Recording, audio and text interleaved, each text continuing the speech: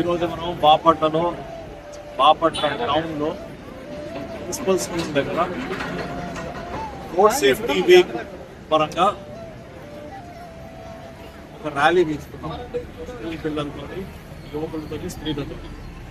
మీ అందరికీ తెలుసు, ఈ సంవత్సరం సుమారు 1,90,000 వరకు భారతదేశంలో రోడ్ యాక్సిడెంట్లు ప్రాణం తీసుకుంటాం.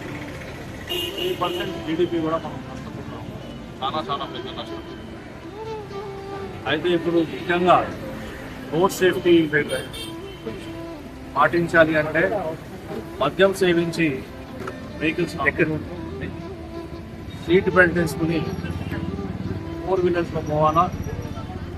సుమారు 50% క్యాజువాలిటీస్, ఫ్యాటాలిటీస్ రోడ్ సేఫ్టీలో 2 వీలర్స్ వాళ్ళకి జరుగుతూ ఉంటాయి. అందుకే కంపల్సరిగా హెల్మెట్ ధరించాలి. డ్రంక్ అండ్ డ్రైవింగ్ చేయకూడదు. 4 వీలర్లో ఉన్నప్పుడు మనం సీట్ బెల్ట్ వేసుకోవాలా. 2 వీలర్స్లో ఉన్నప్పుడు హెల్మెట్ వేసుకోవాలా.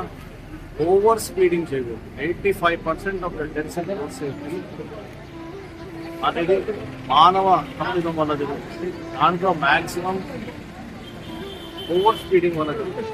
ముఖ్యంగా 2 వీలర్స్ వారు కానీ, 4 వీలర్స్ కానీ, ట్రక్ వారు కానీ, బస్సు వారు కానీ ర్యాష్ డ్రైవింగ్ చేయకూడదు.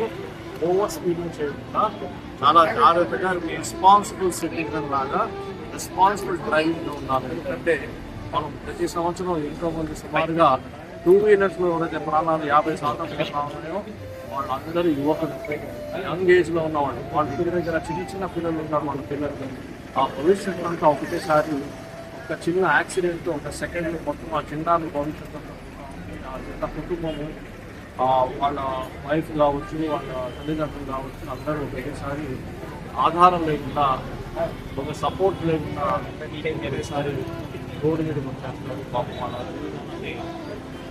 చాలా బాధ తెలుసుకోవచ్చు. అందుకే రోడ్ సేఫ్టీ అనేది చాలా చక్కగా పాటించాలి.